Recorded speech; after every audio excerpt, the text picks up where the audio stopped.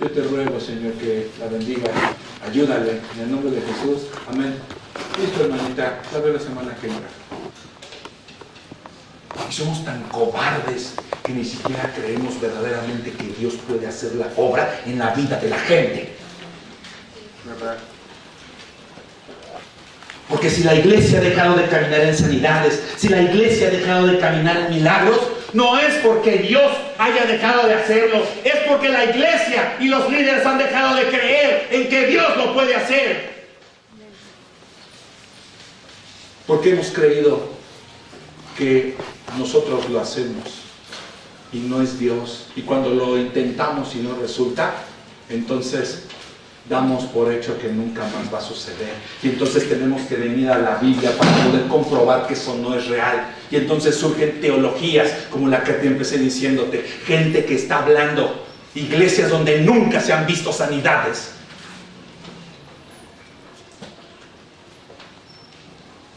Tú tienes que orar por la persona y decirle, oro por ti, sí, ¿cómo te sientes? No pasó nada. Acá. Soy remaleta. No, no eres maleta, no lo haces tú, lo hace Él. Deja ese pensamiento, no eres tú. Esto no tiene que ver contigo, esto tiene que ver con que Él quiera y Él tenga fe y ponga una demanda para que esa demanda sea resuelta. Y entonces venga Él a decir, ahí estoy viendo a alguien que quiere, necesita mi compasión, yo se la voy a dar porque es mi hijo. Me duele verlo en esa condición. Y entonces Dios sea nuestro Padre. Y entonces Dios venga y haga lo que tenga que hacer en la vida de la gente. Vean a este pobre hombre. E inmediatamente el padre del muchacho clamó y dijo, creo. Y cuando dice que clamó, no le dijo, creo. El papá estaba desbaratado y clamó, creo, creo. Ayuda a mi incredulidad. Y esto es muy interesante porque es un espíritu mudo. O sea, esto es un demonio que está causando una enfermedad. Y podemos ir por la Biblia ahorita, yo puedo desviarme del tema, y podemos empezar a revisar cada caso de enfermedad en la Biblia, cada caso de sanidad, y es un espíritu inmundo. Y teoría número 2, tesis número 2, es por... La enfermedad también surge por el descuido del cuerpo, que es el templo del Espíritu Santo.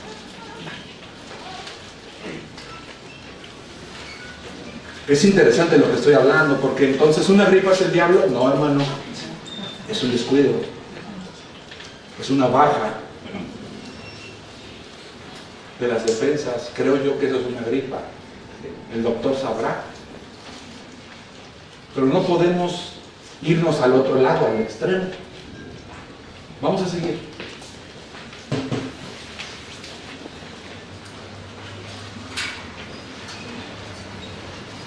¿Por qué entonces nos resulta tan difícil creer que Dios puede enderezar una espina dorsal? O equilibrar o regular el equilibrio químico del cuerpo para que la diabetes desaparezca.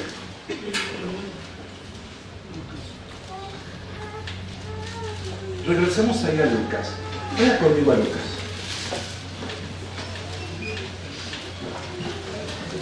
Entonces vamos a empezar a ver esto. Regresa conmigo a Lucas, ¿estás ahí? En Lucas 9, 5, ¿no? ¿Sí? ¿Sí? 5:20, vamos al 5:20, porque aquí tenemos que revisar esto, no podemos pasar de largo por aquí, no podemos pasar de largo, tenemos que atorarnos ahí tantito. Así que esto usted tiene que empezar a pensar en esto. Usted tiene que empezar a poner una demanda. Una demanda hacia Dios. Quiero, necesito, dame.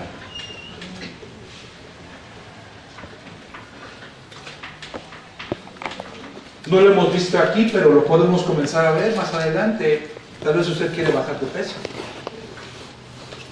Y Dios hace eso, y eso no viene en la Biblia registrado, pero eso entra en la Biblia como el rubro de maravillas o de milagros. O vaya China.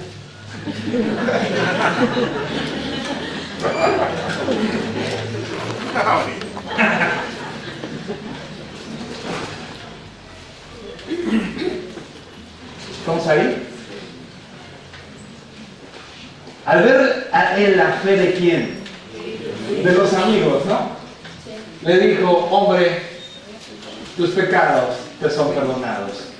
Y esto es muy interesante porque entonces lo que estaba haciendo el Señor Jesús era algo que estaba dándole el perdón de sus pecados, porque el pecado, como es evolutivo, el pecado le da autoridad al enemigo para venir a obrar en la vida de la gente. El pecado enferma, el pecado destruye. Y le estaba diciendo: tus pecados son perdonados. Y cuando estaba hablando de que sus pecados eran perdonados, lo que Jesús estaba haciendo era primeramente perdonar su alma, liberarlo en su alma, liberar la situación que él tenía en su corazón. Porque tú tendrías que estar en un hospital para entender lo que te estoy diciendo. Porque está tirado ahí, atado ahí, sin moverte, viendo cómo la gente hace su vida, viendo cómo las personas te desprecian, porque las personas no tienen tiempo para pasar tiempo contigo. Eso hace que tu alma y tu corazón comience a llenarse de amargura y de dolor. Cualquiera que ha estado en una cama de hospital entiende lo que estoy hablando.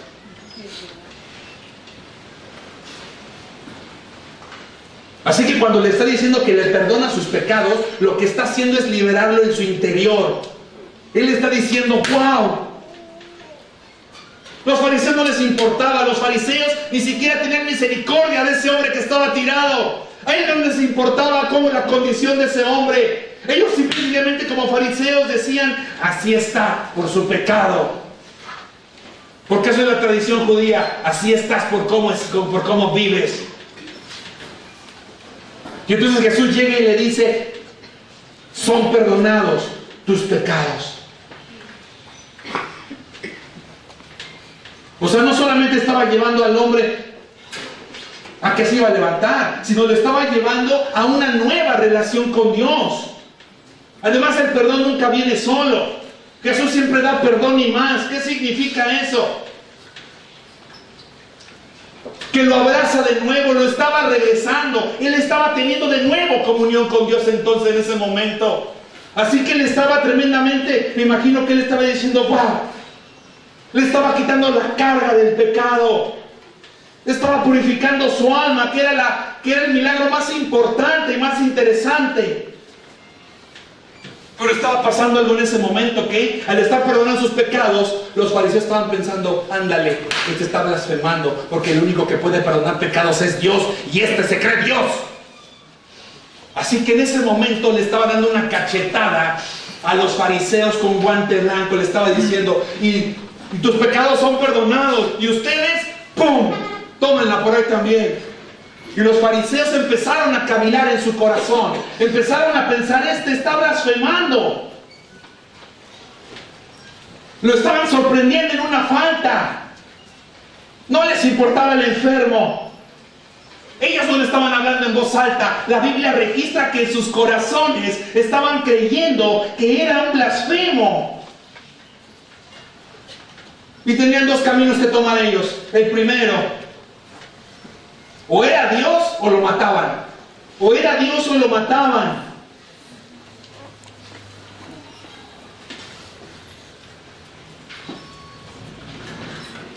Y dice la Biblia que cuando Jesús percibió su razonamiento interno, Jesús les dijo: ¿por qué piensan así en vuestros corazones? Y ellos se quedaron así como: ¡ah, caray! Y entonces les dice: ¿qué es más fácil decir? Tus pecados son perdonados, o decir: levántate y anda. Y para que sepan que el Hijo del Hombre tiene autoridad en la tierra para perdonar pecados, voltea a ver al paralítico y le dice: a ti te digo levántate, toma tu camilla y vete a tu casa. Y el paralítico dice, aleluya, esto era lo que estaba esperando. Y se va el paralítico, toma su lecho, con permiso, hasta luego, regreso a mi vida profesional, me voy a trabajar, ya hasta hijos voy a tener, me voy a casar, hasta luego, adiós. Y se va.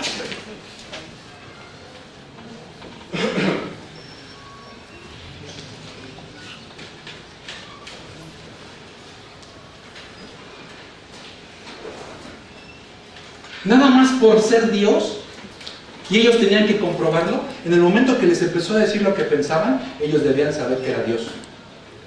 Ni nada más por haber levantado a ese cojo, ellos tenían que saber que era Dios, pero a ellos no les importó. Así tenemos gente en las iglesias. Así tenemos personas en las iglesias que las iglesias están pero muertas. Muertas.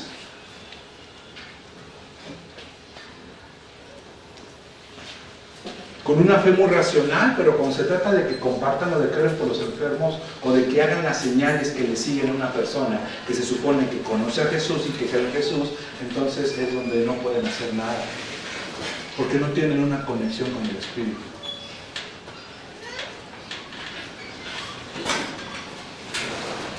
Ven, hermano.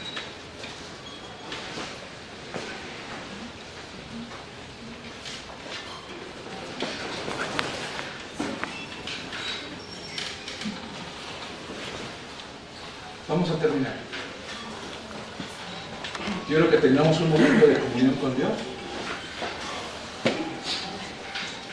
Y quiero que usted ponga una demanda. Ponga usted una demanda. Reitero, esto es interesante porque cuando hablamos de fe, todos tenemos fe en tener una casa o tener un coche, o todos tenemos fe para el dinero. Pero yo hago aquí una pregunta. ¿Hace cuánto no tienes fe para que Dios haga algo en tu cuerpo?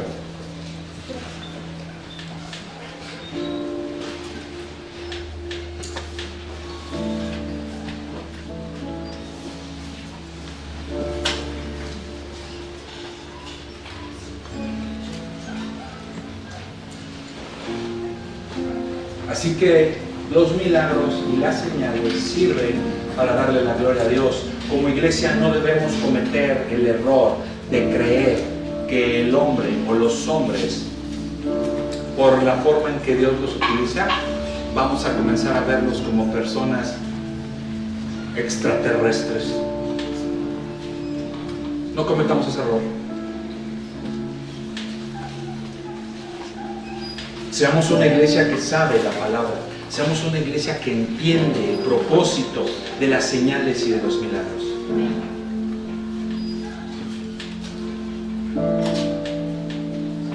Porque es algo que Dios no deja que nadie toque su gloria.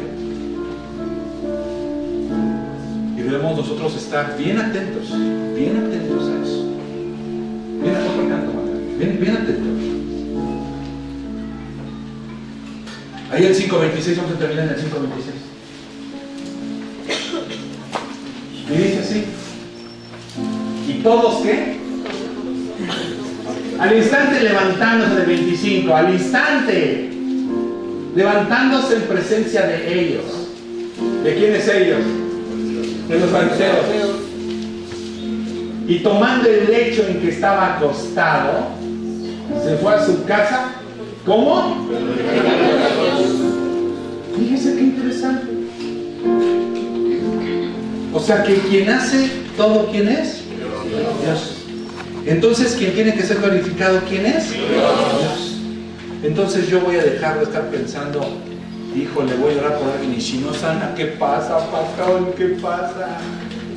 Es bien sencillo, no eres tú, hijo. Si no sanó fue porque así lo determinó él. ¿A ti qué te importa?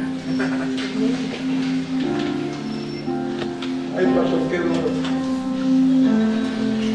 No, es más duro creer que Dios utiliza personas y esas personas se adjudiquen la gloria que es solamente para Él. Eso es lo difícil. Y que la iglesia esté caminando tras de esos.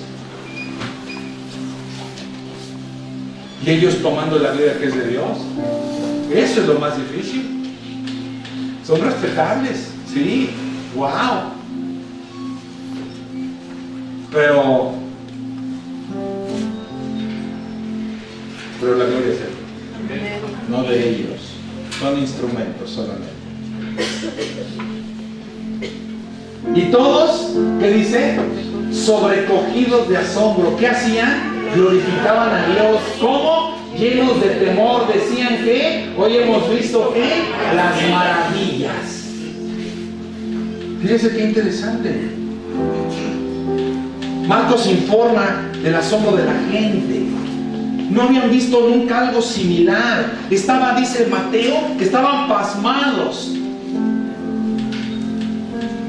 O sea, estaban tomados por el asombro. Cuando yo busqué esta palabra en el griego, me gustó mucho porque cuando dice que glorificaban a Dios, y hoy hemos visto que sus maravillas, en el griego es doxazo, y significa alabar y decir palabras de gloria, honrar, atribuir una posición elevada, ser maravilloso, ser de valor excepcional. O sea, estaban reconociendo que Él había hecho ese milagro, que Él es Dios. Estaban dándole la gloria. En un sentido, también en el griego significa fama. Entonces esto nos lleva a la última tesis. ¿Cuál? Si era fama, la fama es para que se extienda, ¿verdad? La fama del Señor Jesús es para que se extienda, ¿verdad? Entonces eso significaba que las personas iban hablando de boca en boca lo que habían visto y habían oído del Señor Jesús. Y yo le hago una pregunta a usted, iglesia.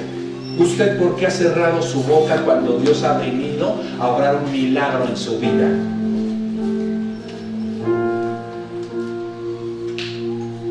¿Usted por qué ha cerrado su boca cuando Dios le ha multiplicado el dinero? ¿Usted por qué ha cerrado su boca cuando Dios le ha dado y ha suplido su necesidad? ¿Usted por qué ha cerrado su boca cuando Dios ha obrado un milagro? Entonces no estamos siendo como ellos. Porque platicando con ustedes, muchos de ustedes, no, pastor, es que cree que sucedió esto. Y mi esposa les dice, ¿y por qué no pasas a dar testimonio?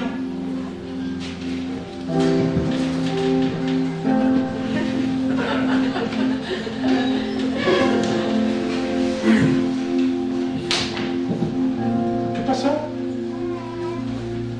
¿No se trata de eso para que le demos la gloria a Dios? Entonces, ¿por qué no hablan? Tienen que hablar, iglesia, porque las señales sirven para eso, para darle la gloria a Dios. Así que haga usted un pacto en esta hora de que usted va a hablar, porque para eso son las situaciones.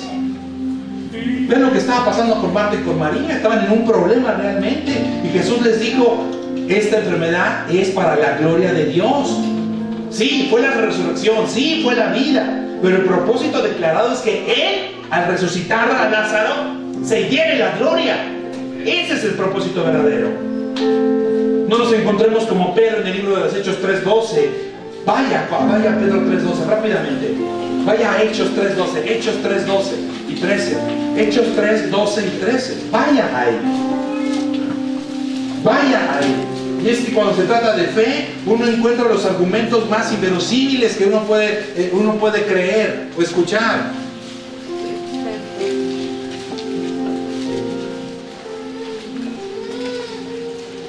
Hechos 3:12. ¿Qué es lo que dice Hechos 3:12? Hechos 3:12. Fuerte. Viendo esto, Pedro respondió al pueblo: varones israelitas, ¿por qué os maravilláis de esto?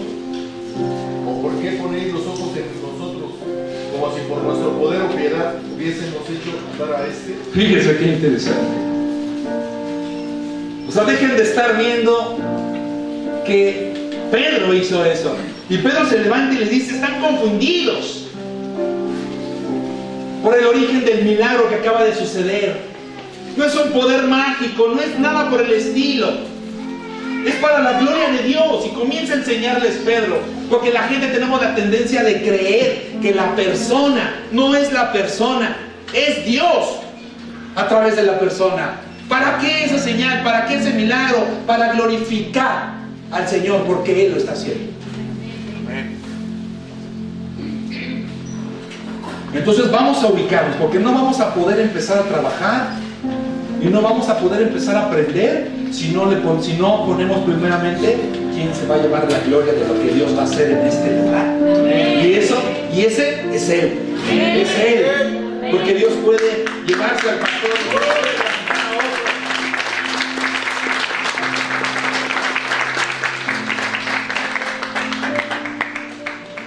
Así que, ¿qué les parece si empezamos?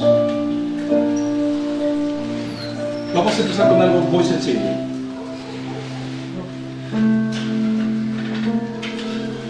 Sí, porque aquí viene lo bueno, ¿verdad? La palabra, pues cualquiera se puede parar a darla. Pero desatar la fe y creer que Dios puede hacer, eso no es cualquier iglesia. Ah, caray, pastor, ¿cómo? ¿Qué va a suceder? No sé. Él es el que lo va a hacer, yo no sé. El responsable es Él.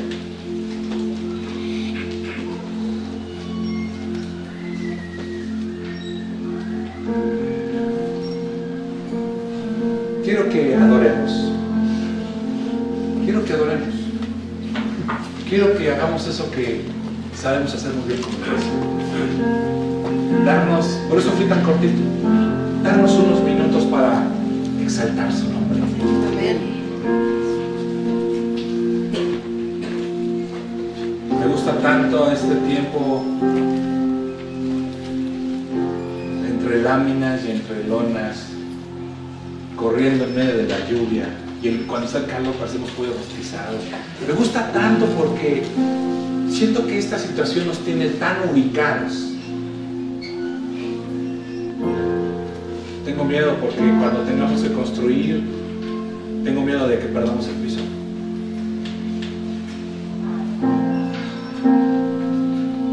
Pero estoy seguro que si estamos con Él no va a suceder. Así que no debemos olvidar el inicio.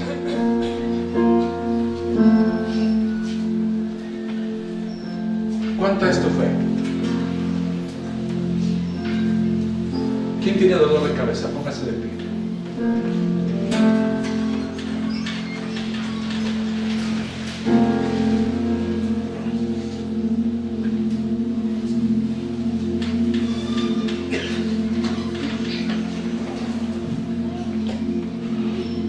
¿Quién más?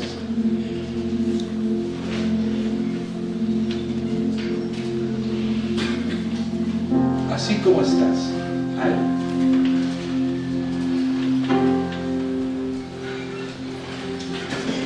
Dolor en el nombre de Jesús. Vete.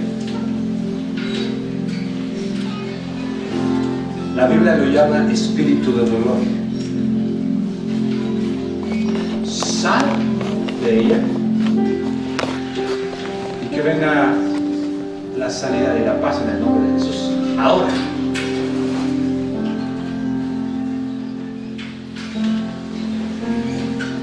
Entonces, nosotros tenemos que preguntar: ¿cómo te sientes? ¿Se fue el dolor de cabeza? ¿Se fue? Entonces, ¿qué es lo que tienes que hacer? Dale la gloria a Dios. Sí, gracias. ¿Qué hiciste?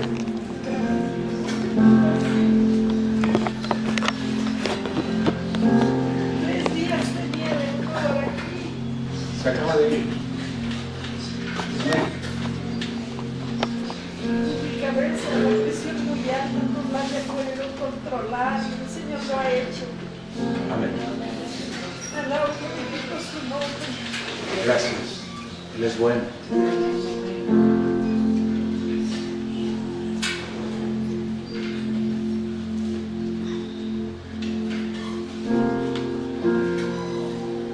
Tiene tanto que no hago esto. Tiene tanto que no veo.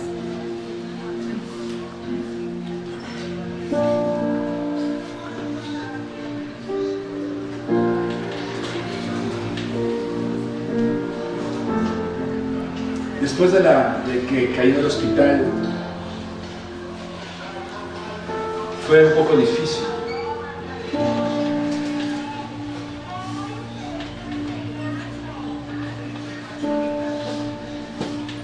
Estuve buscando la Biblia y me gustó mucho la vida de Eliseo, porque Eliseo se me hace un hombre que Dios utilizó mucho.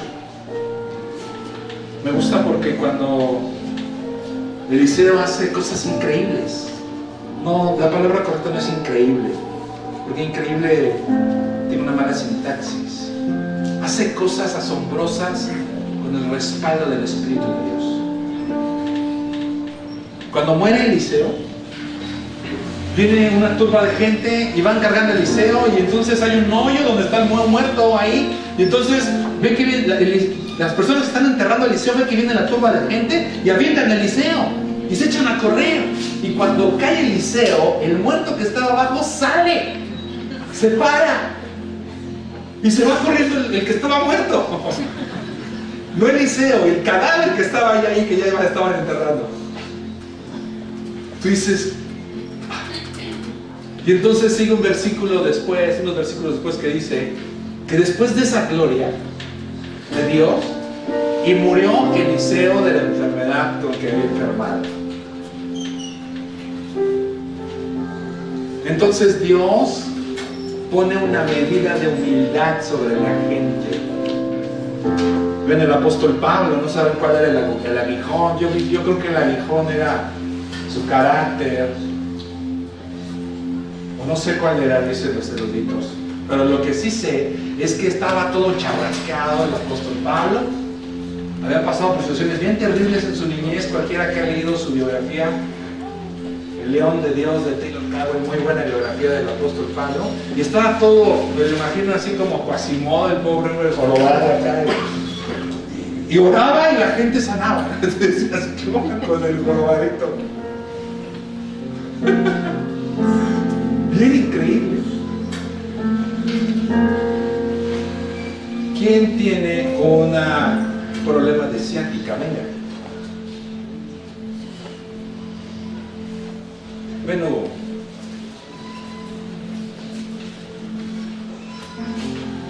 Ven, préstame esa silla.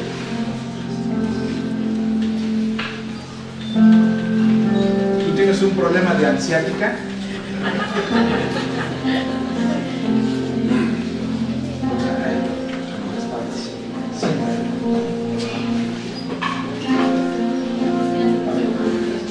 Ahorita vamos a orar.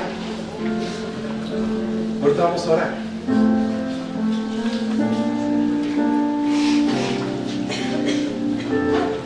Estás bien sentado. ¿Sí?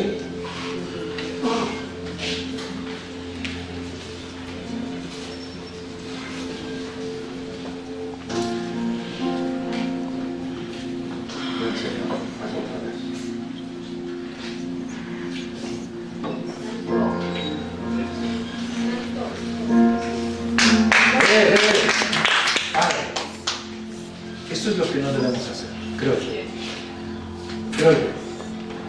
Creo que nuestra boca, nuestra trompeta tiene que ser así: gloria a Dios. Porque quiero que ustedes me entiendan lo que yo quiero transmitirles en esta noche. Tenemos que ser cuidadosos ante la gloria de Él.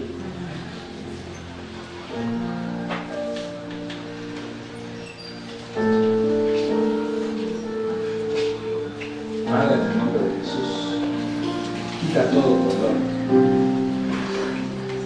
Tú sabes que Él trabaja, Señor, y que necesita las fuerzas para sustento de su casa. Sana, quita ese problema de espalda en el nombre de Jesús. Gracias. Ahora viene lo que yo les digo que los pastores no hacen, porque hemos perdido la compasión con la gente. Ven, para.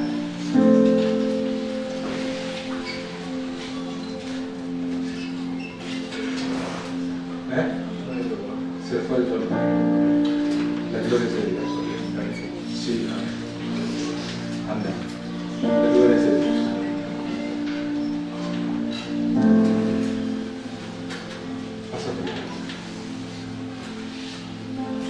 Esto me gusta porque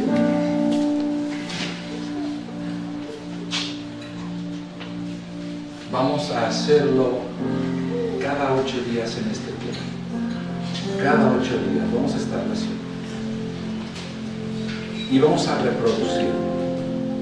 Ponga usted una demanda de parte de Dios. Venga usted y dígale, ten compasión de mí.